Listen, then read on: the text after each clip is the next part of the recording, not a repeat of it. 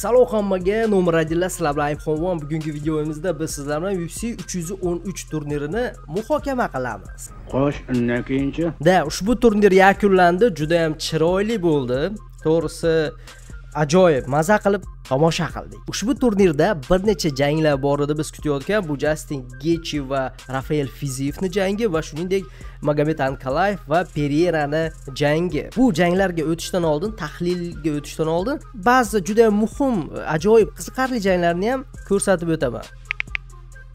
Ushbu turnirda Marusio Rufi degan jangchi juda ham chiroyli nokaut tarixda qoldirdi desak mubolag'a bo'lmaydi. Shuningdek juda ham uchburchak priyomi ishlatilgan jangni ko'rsatmoqchiman. Ignacio Bahamondes degan jangchi mana shunaqa chiroyli uchburchak demak priyomini amalga oshirdi. Anchadan beri bunaqa chiroyli priyom bo'lmagandi. Men sizlarga aytganimdek, UFC 313 faqat mana bu ikkita Gaethje bilan Pereirani jangi emas, boshqa janglardan ko'rish kerak degandim. Mana o'sha xullas chiroyli dahshat janglar edi. Mana shu menga yoqqan. Pul kerak, pul. Juda ham ko'pchilik odam mendan soqqa qilaylik deb Telegramga yozishdi va biz mana shu janglardan soqqa qilib oldik do'stlar. Va sizlar ham qilishinglar mumkin. Описаниеda, kommentariyada havolalar bor. Kiramiz. Va Aybxon promokodini yozsangiz albatta bonusga ega bo'lasiz. Omad, chunki omaddan boshqa hech narsa yordam bermay qolishi mumkin. Justin Gaethje va Rafael Fiziyevning jangiga o'tamiz do'stlar. To'g'risi, jang juda ham ajoyib bo'ldi. Birinchi raundda o'zlarini, nima deydi, tempga tushib olish uchun tekshirishdi desak ham bo'ladi. Rafael Fiziyev birinchi raundda juda ham chiroyli o'zini ko'rsatdi. O'z birinchi jangida ham xuddi shunaqa ssenariy bo'lgandi, lekin bu safar Rafael Fiziyev albatta taktikasini o'zgartirgan, ancha yaxshi tayyorgarlik ko'rgan va birinchi raund juda ham ajoyib, deyarli teng o'tdi desak ham bo'ladi. Lekin ikkinchi raundda Rafael Fiziyev knockdownga tushib ketdi. Ikkinchi raundda Gaethje ham kuchli zarbalar berishni boshladi va ikkinchi raund umuman olganda xullas Rafael Fiziyev charchab qoldi va Gaethjening foydasiga rol o'ynadi. 3-raundda umuman gapirmasak ham bo'ladi, Fiziyevning foydasiga emas 3-raund, chunki u umuman charchab qoldi.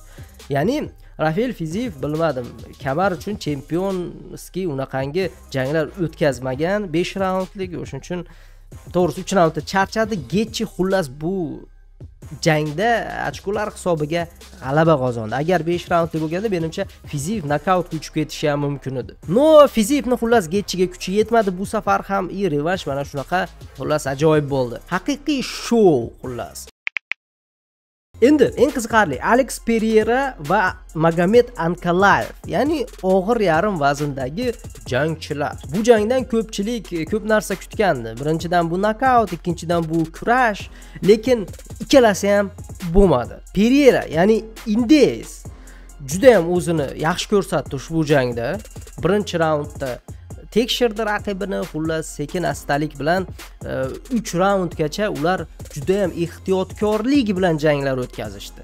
Lekin Magomed Ankalaev do'stlar to'g'risi ancha tez ekan o'zini vazniga qaraganda, ya'ni bu jangda juda ham tez ko'rindi. Va Pereirani albatta yuziga bir necha marta mana shu tezligi tufayli zarbalar berishga ulgurdi.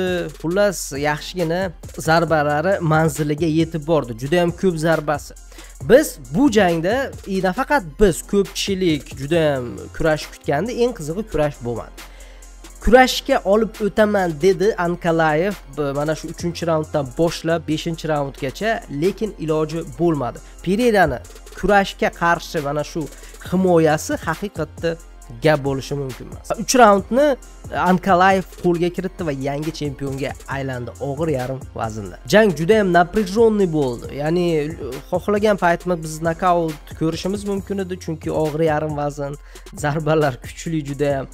Takedown, qanaqadir priyomlar kutishimiz mumkin edi. No, hech qaysinisi bo'lmadi, lekin o't ochkolar hisobiga xullas Ankalaev g'alabani olib qo'ydi. To'g'risi jangdan keyin o'sha g'alabachini aniqlayotgandan keyin Dana White kim yutganini eshitgandan keyin to'g'risi basharasi o'zgarib ketdi yomon tarafga, chunki shunaqangi ham zerikarli jangchi chempion bo'ladimi degan shekilli ichida, o'shuncha basharasi o'zgardi xullas. Sizlarga bu jang yoqdimi, yoqmadimi izohlarda yozib qoldirishingiz kerak bo'ladi. bo'ladi, chunki albatta o'qib chiqish qiziqarli do'stlar. Bonuslarga keladigan bo'lsak, bonuslar hali aniq emas, lekin katta ehtimol bilan bitta bonusni bilaman kimga berishini. Dana White Mauricio Ruffiga o'sha birinchi ko'rsatgan jangga aynan bonus bor, chunki juda ham chiroyli nokaut. Xullas, men mana shunaqa ajoyib fikrlarimni bildirmoqchi edim ushbu janglar haqida. Sizlar bilan iPhone bo'ldi. Shuning uchun nima qilamiz? Obuna bo'lamiz, kanalga, bu videoga like bosamiz. Izohlarda fikrlarni yozmasanglar, Yazsang o'lasanmi? hammalarga xayr, keyingi videolarda ko'rishguncha.